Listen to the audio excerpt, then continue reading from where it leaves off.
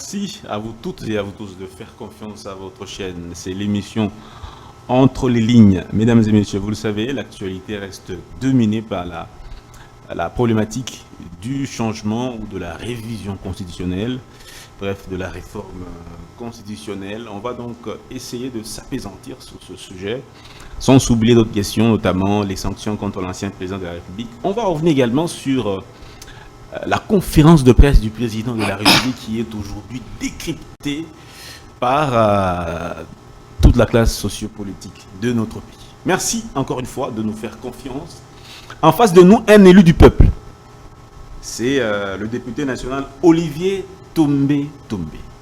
Il est élu de la circonscription de Lebo, d'où il est originaire.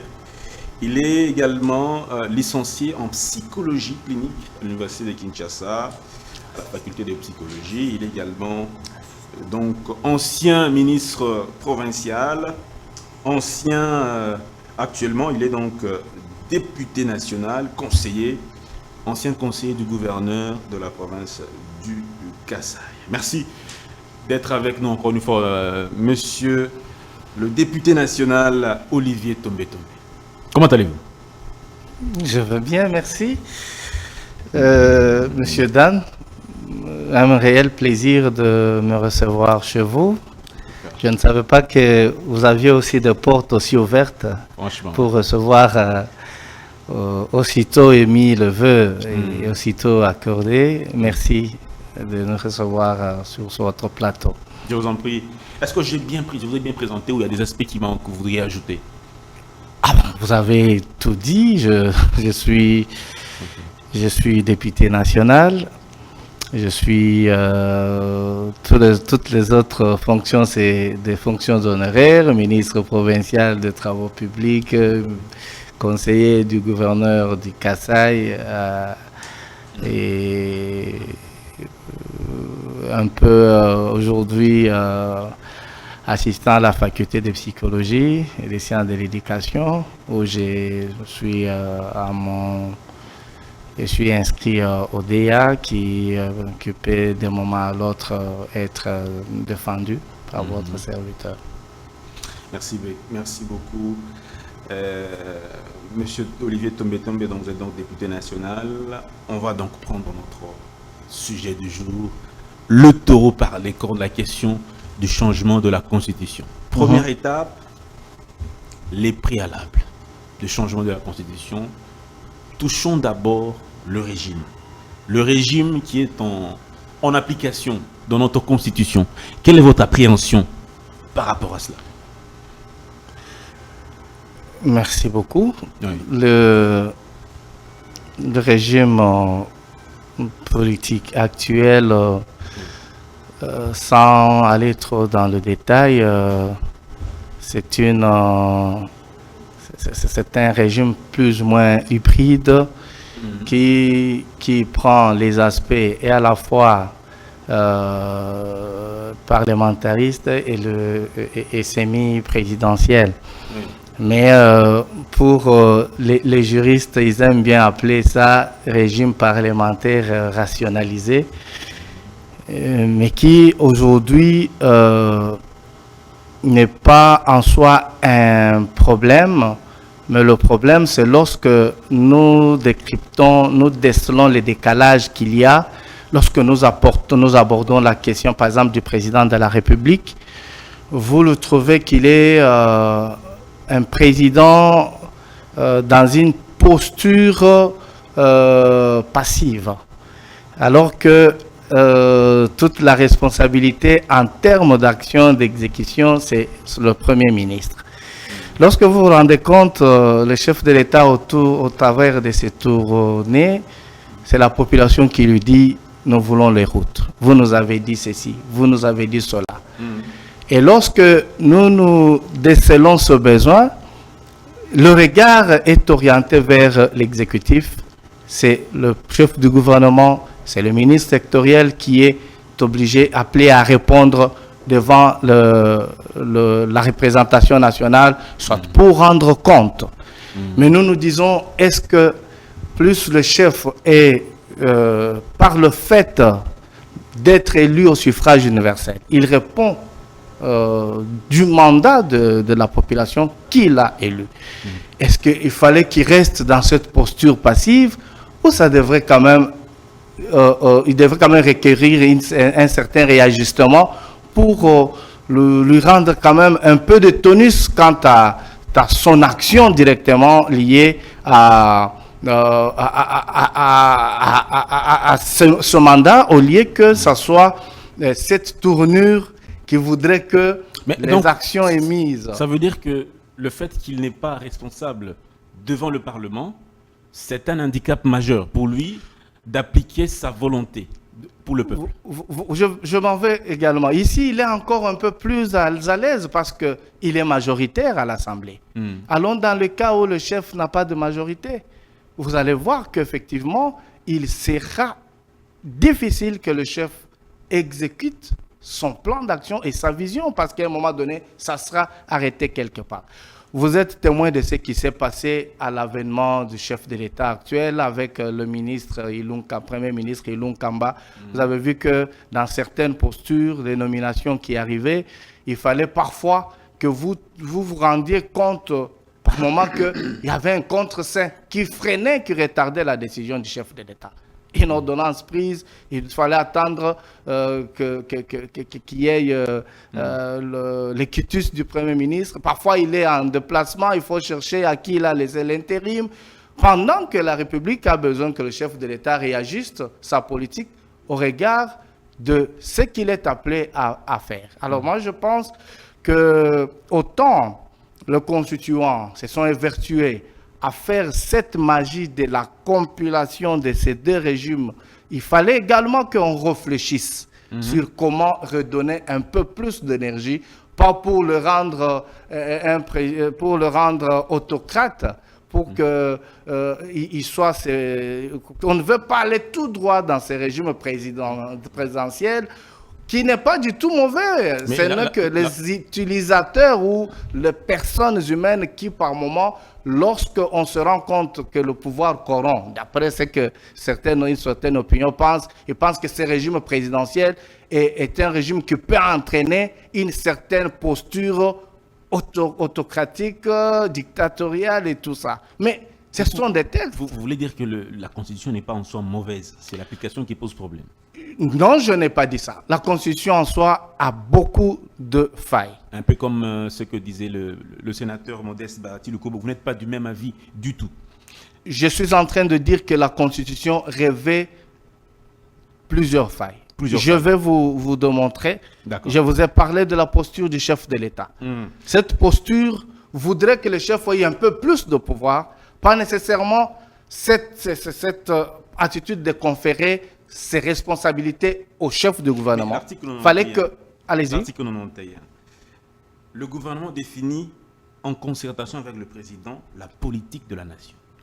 Mais le chef de l'État n'est pas totalement innocent de la conception de la politique de la nation. Il est partie prenante.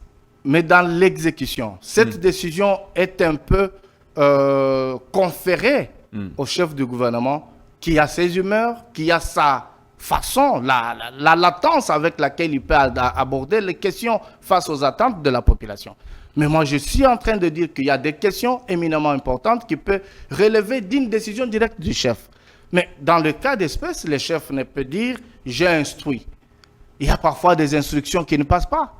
Parfois, il y a des instructions qui attendent du fait de la lourdeur. Il peut sanctionner, hein. Alors, est-ce qu'il a cette marge directe lorsque un membre du gouvernement est en disgrâce vis-à-vis de sa mission? Des fois, c'est une procédure. Il faut que l'Assemblée convoque, qu'on initie une censure à travers d'une motion à l'issue de laquelle il peut ne pas aussi tomber. Mais il faudra qu'à un moment donné que le chef de l'État ait cette manœuvre et la gâchette entre ses mains pour pouvoir nommer et démettre. Ici, on dit qu'il peut, mais dans la faisabilité, avec le rythme, le système, le processus qui est celui du régime que nous avons aujourd'hui, vous sentez qu'il est un peu élégant. Il attend que la première ministre parfois lui amène des propositions. Lesquelles propositions vont revêtir sa signature. Mais est-ce que ce n'est pas cette lenteur? Vous l'avez si évoqué au début, mais vous êtes revenu sur le régime. Je voudrais prendre en illustration une disposition de la Constitution pour pouvoir extirper le faille qu'il y a. Nous sommes dans un système pluraliste quand on a l'avènement de cette démocratie avec multiplicité de partis politiques. Dites-moi, c'est que aujourd'hui, quelle disposition enfreint la multiplicité de partis politiques? Il n'y a aucune disposition. Tout Congolais est dans le droit de créer un parti politique ou d'appartenir à un parti politique de son choix. Donc, vous pouvez avoir 2 millions de Congolais aujourd'hui qui se disent nous avons la volonté, nous avons la vision de faire la politique et ça passe par la création de partis politiques. Il réunit ces conditions, il va et il a son parti politique. Est-ce que c'est à cela que nous sommes appelés à assister? C'est comme ça qu'à un moment donné, cet article 6, pour moi, il est trop facile et accessible à tous. Sans aller trop loin. Qu'est-ce qu'il faut sous les partis politiques? Qu'est-ce que vous proposez? Qu'est-ce qu'il faut? Il faut qu'on puisse redéfinir le cadre pour lutter contre la prolixité de ce parti politique. Il y en a trop. Aujourd'hui, nous sommes à plus de 1000. Nous sommes à plus de 1000. Est-ce que c'est normal? Est-ce que c'est normal? Parfois, nous naviguons sur la même longueur d'onde et ce sont des intérêts qui divisent. Il faut combien de partis et comment arriver à limiter? Je ne peux pas délimiter le parti politique, mais je voudrais que le système soit implémenté un peu d'ordre pour que le parti se regroupe selon les idéologies, par exemple, selon les doctrines et selon leur projet de société. Mais aujourd'hui, vous trouvez le parti politique qui poursuivent les mêmes buts. Alors, dans les faits, ils ne sont pas ensemble. Il y a un qui est dans l'opposition, un autre qui est au pouvoir. Alors que si il fallait revenir sur la conception objective de cette disposition de la Constitution, on aurait assisté quand même à une certaine beauté qui ferait que les partis sont regroupés dans des grands ensembles. Mais quelles sont les autres failles? Parce que là, vous avez décrié le fait que le régime n'est pas bon. Vous avez décrit le fait qu'on a une pluralité des partis politiques qui est également nocif. Quelles sont les autres failles que vous remarquez, vous remarquez dans cette Constitution? Allez-y comprendre avec moi un fait. Nous avons assisté depuis un certain temps, ou nous assistons depuis un certain temps, à une parfois calomnie, une méchanceté sans pareil, où la population congolaise, où ses dirigeants sont traités d'homophobes, sont traités de s'attaquer à une certaine minorité. Et cette notion de minorité dans notre pays rime à quoi? Qui est minoritaire dans ce pays? Qui ne l'est pas? Plus de 400 tribus dans ce pays. Qui est minoritaire et qui ne l'est pas? Et quelle est la vocation qui a animé le constituant à évoquer cette protection de la minorité? Nous avons nos frères qui sont dans la forêt équatoriale. Après un moment donné où ils étaient à un moment donné l'objet d'une petite discrimination et tout, et aujourd'hui vous comprenez qu'ils ont rejoint les autres tribus. Nous, chez nous, nous sommes minoritaires. Nos tribus sont minoritaires chez nous. Est-ce que vous avez déjà appris que chez nous, il y a une confusion, une cohabitation parce que tel groupe minoritaire a été attaqué par tel autre? Ce sont des notions floues dont les maîtres de ces notions ne sont pas aujourd'hui avec nous. C'est une philosophie qui date à la genèse de cette constitution. Quand vous remontez cette constitution, vous verrez que entre 2002 et 2005, des événements se sont succédés. Les dialogues, qui est venu à la suite de conflits armés, de toute cette caricature de guerre qui avait déjà pris presque plus de 40 ou 50% de notre terre, alors que le président qui était là qui était qui avait le président intérimaire ou de la transition, avait presque une partie. Il a fallu qu'il imagine un scénario où tous les autres devaient venir autour d'une même table. Tout commence par là. Accord de Sun City. Qui sont les répondants de cet accord? Nous avons les belligérants. Nous avons le chef de l'État sortant lui-même, qui était là présent à la transition. Vous avez une frange... Il n'y avait pas que les belligérants, il y avait la classe politique. La classe politique. La société Mais civile. de quelle classe politique il s'agissait? Mais l'opposition... Lorsque vous prenez cette classe politique, oui. ce n'était pas ce qu'on appelle communément branchement. Est-ce qu'il y avait une élite véritable puisée dans le fond de notre pays? Il y avait le MLC qui était un parti... Je parle d'une... MLC était un groupe belligérant. Bien Derrière sûr. le MLC, il y avait des alliés qui n'étaient pas de Congolais. L'Ouganda n'était pas congolais. L'Ouganda, c'était notre État. La RDC, c'est notre État. Quand vous prenez le RCD, la mosaïque RCD AML, qui avait été soutenu par le Rwanda, que voulez-vous que ces gens réfléchissent en dehors de ces alliances dont ils s'étaient procurés pour pouvoir revêtir la force? Vous voulez faire croire à l'opinion que dans ce dialogue, il n'y avait que les groupes armés? Je suis en train de vous dire qu'il y avait les groupes armés étaient mais il y avait une classe politique, pas simplement une classe politique qui était du fait d'un formalisme. Aujourd'hui, les conditions qui ont caractérisé le dialogue, la transition qui a suivi et le référendum de 2005 qui nous a donné cette constitution, dans laquelle on parle même de la préservation des minorités qu'on n'a jamais identifiées dans notre pays. Parce que toute tribu, tant que nous sommes isolés, toute tribu dans ce pays isolé est minoritaire. Est-ce que ce n'est pas un fait minoritaire par rapport à la volonté de vivre ensemble qui a été votée par référendum? Parce qu'il y a eu une campagne. Chaque détail de la Constitution compte. La Bible dit il n'y a non, pas là, de grand et là, de c'est petit. pas la Bible. Là, c'est pas la Bible. Je suis en train de vous revenir sur des là, simples ça, c'est l'État. comme chrétien. Ah, c'est l'État. Nous sommes un État laïque. Nous sommes un État laïque. Je suis en train de... J'ai le réflexe d'être chrétien. Ne me refusez pas ce droit. D'accord. La Bible que moi je suis, à laquelle j'ai adhéré, me dit qu'il n'y a pas de grands et de petits péchés. Mais je reviens dans la forme idéologique même de cette constitution. Okay. Vous savez que la constitution, les juristes parlent de son esprit. Est-ce que son esprit est toujours, c'est un esprit intellectuel ou c'est un esprit ancestral? Donnez-vous la peine de vous rendre dans nos villages. Vous trouverez des mamans maraîchères ou qui ont des activités de champ. Vous le trouvez, il prend un épi de maïs auquel il lie un bandeau rouge. Vous allez passer par là, vous vous direz, c'est interdit de toucher. Pourquoi nos textes ne le sont pas? Est-ce que ces textes ne sont pas de papier? Est-ce qu'ils ont revêtu l'esprit du Congolais? Est-ce que la Constitution traduit notre volonté à nous tous? Nous sommes aujourd'hui 1 million, plus de 110 millions de Congolais. Entre 2003 et 2004, si je m'abuse, nous étions à presque 50 millions.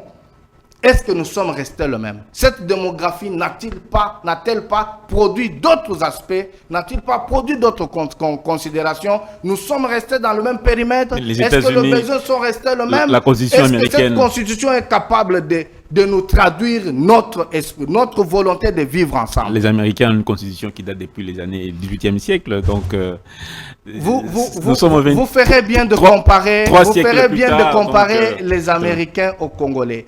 Est-ce que la Constitution américaine est une constitution de belligérance? Est-ce que la Constitution est née du fait des groupes armés qui se sont réunis pour dire faisons un semblant de rendre politique et démocratique notre démarche? Parce que le partage de gâteau a commencé à Santiti. Arrivé à la transition et jusqu'aux élections de 2006, monsieur Dan, oui. Il est arrivé que tout ce que nous avons vu, c'est le reflet de ce même partage de gâteau. La volonté du peuple était encore une volonté en ce moment-là, labile, une volonté non substantielle. Nous sommes en train de parler d'un peuple caractérisé par sa langue, par sa culture. Nous sommes de Congolais de part et d'autre caractérisés par nos valeurs. Est-ce que l'écriture constitutionnelle incarne nos valeurs? Est-ce que derrière notre constitution, derrière tous les textes beaux là, que vous ne voulez pas toucher, Vous qui prétendez ne vouloir pas toucher la Constitution, est-ce qu'il y est attaché nos valeurs? Est-ce que c'est ce qui empêche? Est-ce qu'il y est attaché notre ADN culturel comme Congolais? Est-ce que la Constitution empêche que le Congo puisse avoir des routes? Est-ce que la Constitution empêche qu'on ait de l'électricité? Est-ce que la Constitution empêche qu'on ait de l'eau potable? Qu'on ait un pays qui a un PIB comme élevé comme ailleurs? Est-ce que la Constitution nous empêche d'acquérir des avions, d'avoir des appareils qui soient sophistiqués, un aéroport neuf? Est-ce que la Constitution nous empêche d'être un pays qui est en voie de développement? Monsieur Dan, vous allez comprendre avec moi que le texte dirige le monde. Tout est fait sur base de normes. Oui. Les normes, avant qu'elles ne soient même couchées sur le papier, vous revenez dans la famille qui est le noyau du départ. Oui. Est-ce que le fait qu'un parent dise à ses enfants de ne pas se marier avec sa sœur, un garçon ne pas se marier avec sa sœur, vous pensez que c'était écrit au départ quelque part? Ce n'était pas écrit quelque part. Il y a un esprit, il y a une vocation de pouvoir implémenter le respect de l'homme avec l'autre, le respect du cadre idéal qui est l'environnement humain. Le texte vient implémenter cet environnement. Là où les limites et les libertés se sont tracées, les intellectuels se sont dit, nous devons faire suivre des textes. Nous sommes en train de parler des adaptations aux réalités actuelles. Le chef de l'État aujourd'hui fait face à une résilience dont on doit lui reconnaître. Une constitution qui est violée par, entre guillemets, les Congolais, qui en réalité sont des marionnettes. Ça ne vient pas de moi, ça vient de celui qui est le plus mieux informé, le chef de l'État. Et cette constitution qui est violée pour nous aliéner une bonne partie de notre territoire. Et cette constitution que vous voulez que nous continuions à obéir, qui est violée, est-ce que cette constitution, si elle recouvrait l'esprit ancestral, elle recouvrait notre doctrine de vivre ensemble, est-ce que le fait de le lire, M. Nanga allait prendre des armes? Est-ce qu'il n'y aurait pas quelque chose qui prédisposerait un interdit? Est-ce que la Constitution constitue aujourd'hui un interdit? Mais pourquoi moi je pense qu'une nouvelle Constitution, une réécriture d'une Constitution nouvelle permettra que l'appropriation de la population, du point de vue de nos valeurs, du point de vue de notre culture, feront que le texte sera le reflet de notre vécu, de notre vivre. Ce n'est pas nous qui allons nous adapter à la Constitution, c'est la Constitution qui s'adaptera à nous-mêmes, comme notre volonté de vouloir vivre comme peuple. Nous vivons au-delà de... Nous sommes un pays spectacle. Combien de pays regorgent des tribus comme nous au Congo? Nous devrions partir de là pour comprendre la grandeur des uns des autres, de pouvoir développer cette cohésion que nous avons. Mais cette cohésion partira d'abord de notre vouloir à faire que nos valeurs soient réécrites dans la Constitution. Donc, on peut prendre une même écriture, écrite en 2006, et cette écriture est réécrite en 2026, ça peut ne pas avoir la même valeur. Oui, mais parce que le contexte change. Les circonstances qui ont accompagné, il y a des textes formés. Donc, si je vous comprends bien, vous demandez au chef de l'État d'aller exécuter une constitution de la belligérance. Est-ce que le chef de l'État avait pris part à la table Attendez, je vais vous poser peut-être une question d'ordre historique. Après Sun City, il y a eu une constitution de transition, 2003. Bien sûr. Après cette constitution, nous sommes allés... Il y a eu la constitution de 2006, d'abord soumis au référendum, et après adoptée en 2006, le 18 février. La constitution de transition et celle de 2006, celle qui est en application aujourd'hui. Laquelle est celle des belligérants? Celle de 2003 ou de 2006? C'est une forme camouflée. Je veux vous dire que la constitution de la transition n'était qu'une forme de démocratisation partielle et apparente des seigneurs de guerre. Donc, les agendas de guerre ne sont pas les agendas du développement, c'est les agendas de la conquête. Quand on mène une guerre, c'est pour conquérir. Oui. Mais lorsque vous sautez de la constitution de la transition à la constitution de 2006, Oui. vous retrouvez le même belligérant qui s'est mis en deux partis politiques, cachant les mêmes volontés, parce que vous avez compris que depuis un certain temps, nous sommes incapables de nous accepter. Incapable. Nous ne nous acceptons pas. Pourquoi? Eh bien, pourquoi est-ce que le chef de l'État n'est pas accepté par ceux qui tiennent les armes? Pas simplement pour appartenir à une tribu, par exemple? Ou pour le fait de vouloir faire ce qu'eux n'ont pas fait, par exemple, en 18 ans? Pourquoi est-ce qu'il n'est pas accepté? Vous pensez que l'esprit de la guerre qui a animé ceux qui ont vu venir la Constitution de 2006, cet esprit de guerre ne peut facilement se transplanter pour faire asseoir un nouveau esprit serein? Je suis en train de vous dire, je suis devant deux profils, Oui. deux mêmes personnes. C'est comme un enfant à la maison. Le même enfant peut devenir chégué en un rien de temps, mais ayant une base éducationnelle solide. Mais simplement, une indication extérieure vient pénétrer le cerveau, l'enfant devient quelqu'un d'autre. Peut-être un besoin qui n'est pas assuivi. Moi, je suis en train de dire ceci. Oui.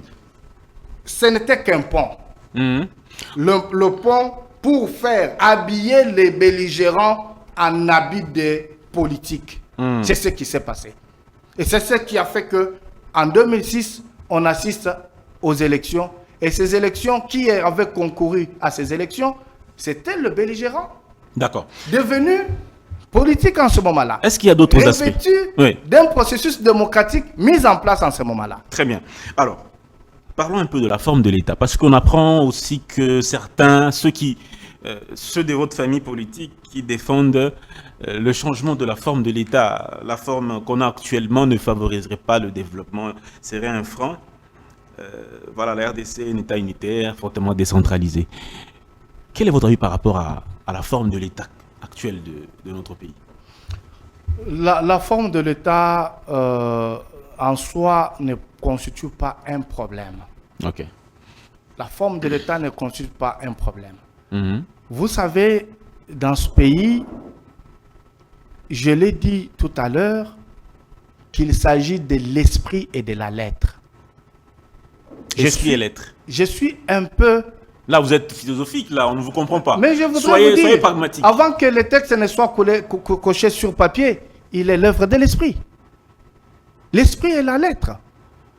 Vous pensez que, actuellement, dans les formes, dans la gouvernance actuelle, il était important de pouvoir évaluer cette forme de régionalisme ou de la décentralisation que nous avons.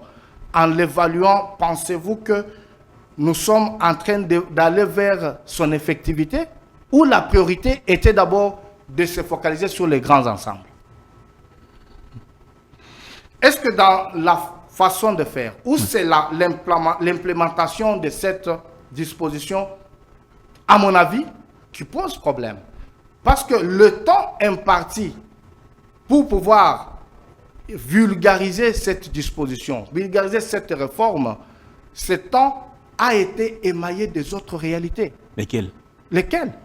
Les gens sont attirés par d'autres choses que vouloir faire en sorte qu'ils puissent rendre effectif ce que nous appelons le nouveau visage administratif et politique de nos entités. Moi, je vais vous démontrer. Chez moi, à Lebo. Oui. Vous savez que nous sommes un territoire. Mais l'histoire nous a reconnu un statut d'être ancien chef-lieu du district du Kasaï, dans la configuration de 12 provinces. À l'avènement de 26 provinces, avant ça, il y a eu un décret du Premier ministre qui nous conférait le statut de la ville. Vous voyez? Donc, nous arrivons aujourd'hui, à ce jour, nous n'avons ni statut de la ville et l'installation de ce que vous appelez la vulgarisation, la mise en effectivité de cette réforme chez nous crée un handicap. Nous voulons d'abord retrouver notre statut de la ville. Et qui dit statut de la ville, dit également une autre philosophie, un autre comportement, une certaine modernité, non seulement sur le plan de la géographie, Oui. mais sur le plan mental de ses habitants, des habitants du territoire de Lebo. Nous n'avons pas cette ville. Ça signifie quelque part qu'il y a le faille même dans la façon d'installer cette réforme. Alors, est-ce que moi j'estime qu'il fallait garder les choses comme ceci, ou c'est le reprendre, peut-être reprendre cette même disposition, cette volonté de la réforme, les réorganiser et l'introduire dans un nouveau format qui exprime la volonté du souverain, Alors, qui exprime le revêtement de la culture, de l'identité du Grand Congo dont nous faisons partie. De façon globale, pour l'opinion qui nous suit, et même vos électeurs de Lebo, qu'est-ce que vous proposez dans la prochaine constitution? Nous proposons ceci dans la prochaine constitution, que le mandat du chef de l'État ne soit pas un mandat de 5 ans. Parce qu'en réalité, je voudrais tirer de la bouche d'un professeur constitutionnaliste, Kalouba, qui dit qu'en réalité, le chef de l'État n'a que 3 ans. Et moi, comme député aujourd'hui, je l'ai vécu. Parce que toute l'année 2024 n'a été qu'une année de mise en place. Mise en place, gouvernement qui devait se composer, tout le conciliabule qui s'en est suivi. Et la fin de la 3e année, c'est une année où le chef d'État est obligé avec son gouvernement d'apprêter le fonds pour l'organisation des élections, Il faut combien d'années de la 5e année. pour le président de la République? Pourquoi pas 7 ou plus, par exemple? 7 ans. Oui, parce que l'action, la capacité, Donc, avec 7 ans, le président peut implémenter son projet de société ou son programme. À cette volonté d'élargir les cadres en termes de timing, je vous ai dit qu'il faut revoir la posture du chef de l'État. Très bien. Il ne doit pas seulement être un chef passif, mais il doit être un chef actif. Mais quel régime alors adapté? Quel régime adapté à votre volonté? Moi, je pense qu'il faut simplement, par la même ingéniosité qui a fait qu'il naisse un hybridisme ou une forme hybride de deux régimes couplés, semi-présidentiels et parlementaires, il faudra également que par cette volonté de constituant, qu'il y ait un peu plus de possibilités, un peu plus d'activité dans le chef du chef. Mais quel régime de façon Mais c'est seulement ce régime. On garde le même régime. Le format, il est là. Parce que je vous dis que ce format est issu de deux régimes. Des régimes. Alors, si on faut aller même au régime présidentiel, je ne vois pas le mal tant que nous acceptons comme Congolais. C'est un problème de préjugés. Nous nous prédisposons à vouloir voir dans les autres un autre esprit, de voir dans les autres une prétention, soit à voir ce que les autres ne veulent pas qu'ils aient. D'accord. Un chef doit être un chef dans son universalisme, un chef pour tous. Nous avons la Chine aujourd'hui qui n'a pas notre démocratie. Vous avez entendu la Chine parler des années? La Chine actuellement a quel standing sur le plan de développement? Vous avez la Russie aujourd'hui. Je ne veux pas qu'on suive la Chine et la Russie. Je lance le débat pour qu'on voie de cette musique, de cette maillage, est-ce qu'on ne peut même pas basculer au régime présidentiel? D'accord. Ce sont des idées. Nous ne sommes pas comme Congolais de posséder de la réflexion. Mais notre réflexion est infectée des germes. Les germes de la division. Les germes de ceux qui combattent les autres coûte que coûte. Même pour rien. Mais il faut combien de mandats? La condition de 2006 fixe à 2 mandats maximum. Qu'on parte d'abord du débat et du choc d'idées. Et moi, je ne peux pas ici proposer. Nous sommes en train, je vous informe, aussi de concocter un certain nombre d'informations qui peuvent être constituées une petite banque de données qui ne se limitera pas seulement à moi, mais à ma population du territoire de Lebo pour dire nous voulons le changement. Nous voulons que la Constitution soit mise à la réflexion. Quel est votre niveau de réflexion par rapport à la Constitution? J'irai bientôt, dans moins de mois, à Lebo pour pouvoir également rassembler ces informations et les étayer sur base de ce que j'ai disponible et déposer au niveau de l'Union sacrée pour, de la nation. en fait, Mais que pensez-vous m'acquitter de ce devoir de contribution Tout à fait. à l'œuvre du texte même. Que pensez-vous à ceux qui disent que si on cherche à changer la Constitution, c'est pour maintenir le président Tshisekedi le plus longtemps possible au pouvoir? Je vous rappelle qu'il y a 3-4 ans, le même débat de la Constitution s'était posé. Il y a même un député qui était en fonction, député de 2018-2011, qui aujourd'hui est devenu l'opposant acharné de son frère. Celui-là avait une constitution à modifier. Aujourd'hui, je me pose la question, cette opportunité est-elle diluée dans la recherche effrénée de la volonté visiblement manifeste de barrer, même sur le plan du simple patriotisme, un patriotisme camouflé vers les textes qu'on veut changer, mais en même temps, hier, on était quand même promoteur de même texte. Cette contradiction émane de quel esprit? Et pourtant, ce sont des personnalités qui réfléchissent, dotées d'une intelligence. Mais à un moment donné, quand l'intelligence s'obscurcit, s'assombrit, à un moment donné, il faut se calmer, réfléchir, laisser voir ce que les autres font. Si vous n'avez rien à proposer, contredire ne vaut pas son pesant d'or. Ah bon? Oui. Alors, honorable, on va continuer d'avancer sur particulièrement cette déclaration du chef de l'État. Il dit ceci, c'est au cours de ce point de presse du 6 mai. Il dit ceci, si on ne peut pas terminer cette guerre, non, restons d'abord sur la question de mandat. Il dit, il n'est pas demandeur d'un troisième mandat. Mais si le peuple le veut, il fera un troisième mandat. Or, la constitution actuelle limite les mandats maximum à 2. Vous, en tant que législateur, élu du peuple, porteur des aspirations de la population, qu'est-ce que vous répondez par rapport à ça? Déjà, lorsque nous sommes dans la phase de cette réflexion qui est mise sur le changement de la constitution, nous ne pouvons plus rentrer dans le débat de personnalité. Nous serions en train de réfléchir quelle deviendra notre constitution. Parce que un autre grand professeur de ce pays, Évariste Bochab, que je salue, dit qu'une constitution qui n'est pas faite avec le peuple est faite contre elle. Et il parlait de cette constitution de 2006. Ça signifie quelque part que la réflexion qu'il faut mettre, le débat qu'il faut ouvrir sur la constitution ne doit pas être un débat personnalisé. Quand n'en déplaise à ceux qui pensent que ce débat vient tomber à pic du moment où le chef de l'État actuel est en fonction, n'en déplaise.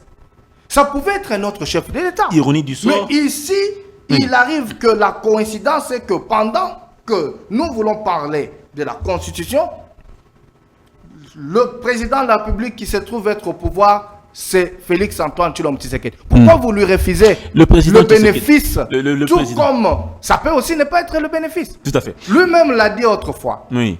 Que le pouvoir ici, il pèse. Il pèse. Ça signifie que même cette population qui lui demande, qui peut lui demander d'aller vers un autre mandat, il ira simplement par la volonté de la population. D'accord. C'est pour dire quelque part que ce qui l'anime, contrairement à ceux qui pensent que le chef de l'État est obsédé du pouvoir, mais c'est par contre l'amour de ce pays. Parce qu'il parle d'un concept auquel... un concept que moi je trouverais ingénieux. Puisqu'il parle de l'homme d'État. L'homme d'État. L'homme d'État qui a une vision, qui pense pour des générations. Pour quelqu'un qui pense pour des générations, il n'a pas de limite. Pas de limite. Alors, il ne faut pas lui refuser de penser parce que son leitmotiv, c'est le peuple. C'est le peuple demain, c'est le peuple dans 2 ans, c'est le peuple dans 5 ans, c'est le peuple dans 15 ans. Et j'en passe. Vous n'êtes pas UDPS, vous êtes Union Sacrée. L'UDPS, la plupart des dirigeants de l'UDPS, hier on les a vus sous la rue, ils ont appelé la jeunesse, que vous êtes, que nous sommes, à marcher pour refuser le changement de la Constitution. À l'époque, les arguments qui circulaient, c'était la Constitution n'a pas de problème. la constitution, constitution n'est pas mauvaise, ce sont les hommes qui sont mauvais. À l'époque, c'était ça qui circulait. C'est le message de l'UDPS dans le rassemblement de l'opposition. Et les jeunes qui voulaient ce changement sont sortis sous la rue. D'autres sont même morts. Hommage à Roussi Mukendi, Kapangala et les autres. Kapangala et les autres, vous les connaissez très bien. Dites-nous, ces personnes-là sont mortes pourquoi? Ils sont morts pour un combat. Lequel? Le combat du bien-être de ce pays. Le combat de la démocratie. Le slogan, c'était « Touche pas à la Constitution, non à un troisième mandat ». Et ces jeunes sont venus, nombreux, marcher. Qu'est-ce qu'on dira à leur famille aujourd'hui s'ils étaient vivants? Quand vous prenez le deux images, le passé au peigne fin, vous trouvez que nous sommes en face des réalités tout à fait opposées. Quelles sont les différences? Les différences, c'est que au moment où le chef de l'État sortant arrive de son élection, il est élu en 2011, il devrait en principe en 2016 partir. Pourquoi il n'est pas parti en 2016? Je me donne le devoir de vous me posez les questions. Il n'est pas parti, pourquoi? Il y avait un déficit de volonté. Il y avait un déficit de volonté. Aujourd'hui, il n'y en a pas. Et en ce moment-là, quelles sont les prémices qui étaient visibles en ce moment-là que le chef de l'État avait la volonté de respecter ces mêmes textes? On peut vous refuser de changer un texte, de changer un contexte des choses, parce que derrière vous avez des fausses prémices. Et la conclusion d'une fausse prémisse n'est qu'une fausse conclusion. Moi, j'aimerais vous dire ici que face aux enjeux actuels, où nous voyons aujourd'hui que le chef de l'État se trouve être en face d'une guerre qui lui est imposée, pas par les Congolais, une guerre imposée par le Rwanda, mais dont la responsabilité est reposée sur 2, 3 ou 4 Congolais qui se réclament aujourd'hui meneurs de ces combats. Parce que vous savez, nul n'ignore que le chef aujourd'hui, le motif valable de ces combats, de cette guerre, de cette crise qui est à l'Est, c'est la prédation. C'est la prédation. Un autre État veut continuer sa santé économique sur un sol qui ne lui appartient pas. Il a donné même une confusion entre le peuple. Nous sommes un peuple hospitalier, vous le savez. Mais de cette hospitalité, nous vivons avec le peuple Banyamulenge. Vous le savez. Et ils sont des Congolais, selon le chef de l'État. Ils sont des Congolais. Le président dit qu'ils sont des Congolais. Ils sont des Congolais du fait de la Constitution, du fait de la volonté des États à rendre effectif leur volonté d'être Ils ne sont pas originaires de la RDC. Je ne suis pas en train d'aller dans ce débat. Je suis en train de vous dire que la migration, le grand flou ou flot de cette population Banyamulenge est arrivé en 94. Mais bien avant 94, au 17e, 18e siècle, il y a eu également, parce que nous sommes frontaliers avec le Rwanda. On ne peut pas se refuser que le peuple se visite. Mais je vais vous dire une chose. Cette population qui ne constitue pas un frein à nous, qui n'est pas un danger du fait de notre vouloir vivre avec ce peuple. Il y a un autre peuple similaire celui-là est utilisé par le chef de l'État en face, Paul Kagame, pour prétendre à sa propagande d'un peuple martyrisé dans un pays voisin. Alors, il nous reste 2 minutes, on est en train de terminer. Parlons un peu de votre circonscription électorale, Louébo. Vous êtes élu de Louébo. Depuis 2024, vous êtes au Palais du Peuple. 2023, non 24, vous êtes au Palais du Peuple. Qu'avez-vous fait pour Louébo? Parce que c'est l'heure de la rédivabilité. Merci beaucoup. Nous avons une responsabilité pas la moindre pour ce territoire qui attend beaucoup de ce dirigeant, parce que nous sommes un puzzle une partie du puzzle qui est la République démocratique du Congo. Nous sommes le 145e territoire de notre pays, la République démocratique du Congo.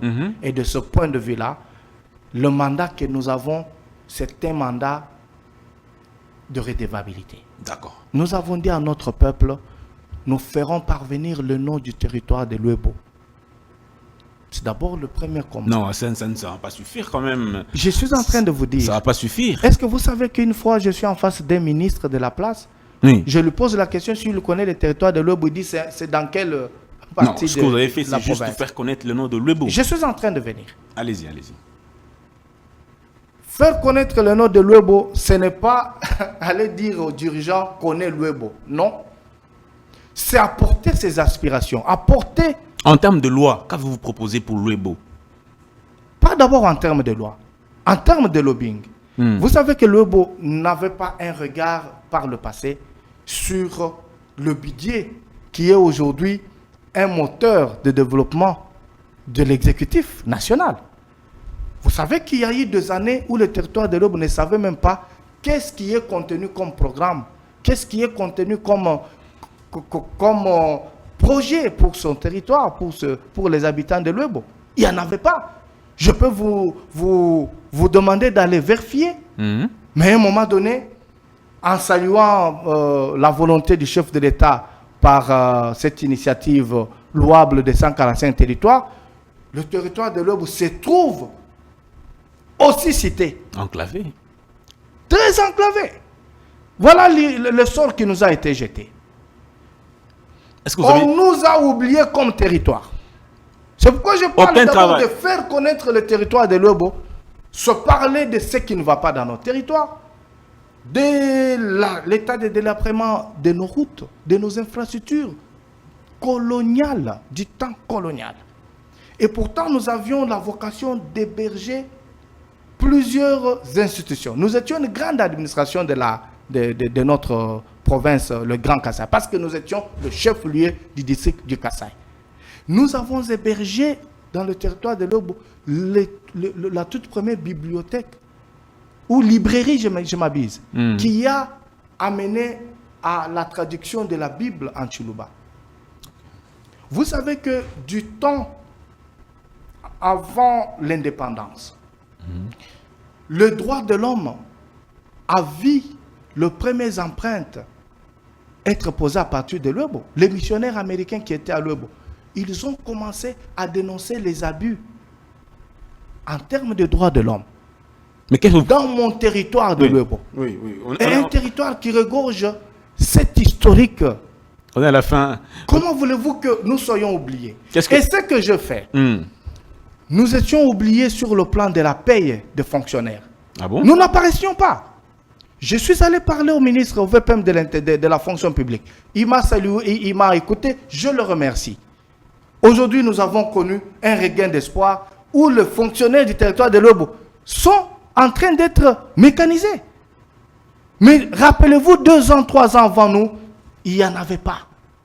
Et nous continuons cette lutte pour que dans le programme, dans ces programmes coulés sous forme de programme d'infrastructure annuel qui revient aux agences de travaux, OVD, Office de route, que ce programme contienne la partie territoire de Luebo parce que nos routes n'existent pas. Nous demandons simplement une chose, c'est que nous ne puissions pas disparaître. Parce que le ravin nous a engloutis. Nous ne voulons pas disparaître. Et cet appel, je le lance au ministre des Travaux publics, à qui j'ai parlé énormément, pour qui j'ai déposé même un plan qu'il m'a demandé. Vous ne faites par pas sa d'émotion, volonté. même d'information Et par rapport à ça. J'ai remercié également la solidarité du caucus, qui chaque fois que nous visitons le membre de l'exécutif, nous ne cessons d'être unis derrière ces territoires pour ne fût-ce que ne pas permettre qu'ils disparaissent. En termes de loi, nous sommes porteurs d'une loi aujourd'hui appelée ordre de psychologue clinicien. Je vais vous décrire en quelques mots en quoi consiste cette loi. Pas beaucoup de scientifiques. Non. Ça Soyez... signifie ceci. Oui. La santé dans son ensemble comporte 2 parties. Okay. La partie physique et la partie mentale. Et la couverture santé universelle prend cette partie-là, Physique. mentale et et physique, en un tout appelé couverture santé universelle qui doit être implémentée et très vite. Mais à ce jour, les professionnels de santé mentale sont à compter au bout des doigts. Et cette même, l'usage même de la santé mentale, vous savez que quelque part, ce qui fait aujourd'hui que vous et moi on se parle ainsi, c'est notre bien-être mental. C'est parce que nous sommes en équilibre du point de vue de notre perception, du point de vue de notre entendement, du point de vue de l'organisme. C'est l'esprit qui porte le corps. Mais aujourd'hui, vous voulez vous focaliser sur le corps et vous oubliez qu'il y a ce qu'on appelle maladies psychosomatiques. Ces maladies qui ont une incidence somatique qui atteint le corps ont une origine psychologique. Le stress au travail, les viols de maman à l'Est, les conflits entre conjugaux et tout ce qu'il y a comme aujourd'hui le phénomène Kuluna, c'est un problème de santé mentale réel. Mais où trouver les ressources en termes de psychologues, cliniciens, psychiatres qui doivent intervenir? Cette loi, pour moi, permet d'organiser le psychologue, clinicien et les autres intervenants psychologues pour pouvoir être mis à la disposition de l'État pour couvrir cet aspect important qui est l'aspect mental de la couverture. Beaucoup. Je voudrais encore ouvrir une petite parenthèse, si vous le permettez, une minute. On n'a plus le temps. Une minute. Malheureusement, 30 secondes, rapidement. 30 secondes. Oui. Nous sommes initiateurs. Nous sommes en laboratoire avec l'honorable Mende, avec le professeur honorable Njoli, sur une loi qui va réglementer les bourses aujourd'hui dans notre pays. Okay. Une loi qui va réglementer la recherche en termes de rachat des œuvres, par exemple. Comment voulez-vous que nous avons des grands professeurs, des éminents, qui sont en train de mener des recherches, et ces recherches qui ne profitent pas à l'État, ces recherches qui n'intéressent pas à l'État? Il faudra qu'il y ait un mécanisme implémenté, ordonné, une norme qui fasse que l'émulation découle de ces recherches pour que les chercheurs vivent de son produit. De son produit. Merci. Merci beaucoup. Vous êtes donc honorable Olivier Tombe, élu du territoire de Louébo, dans le Kasaï, et vous êtes licencié en psychologie clinique. Vous êtes également ancien conseiller du gouverneur, ancien député provincial, un CV en tout cas très bombé. On ne saura pas finir à le décliner ici. C'est tellement large. Merci beaucoup, hein, honorable. Je crois que ce ne sera pas la dernière fois. On va certainement vous recevoir. Non, ça ne se laissera pas. Je vous ai dit au départ que vous jetant le fleur, je vous ai dit que j'ai trouvé une porte ouverte. Merci beaucoup. Et pourtant, je les croyais fermées. Merci à toute la population qui nous suit depuis Louébo. Vous nous avez suivis. Merci énormément. Nous resterons toujours là pour vous servir. On va le suivre de très près. Il est là pour vous. Donc, s'il ne fait pas ce que vous attendez de lui, on va le questionner pour votre intérêt, pour votre bien-être. Allez.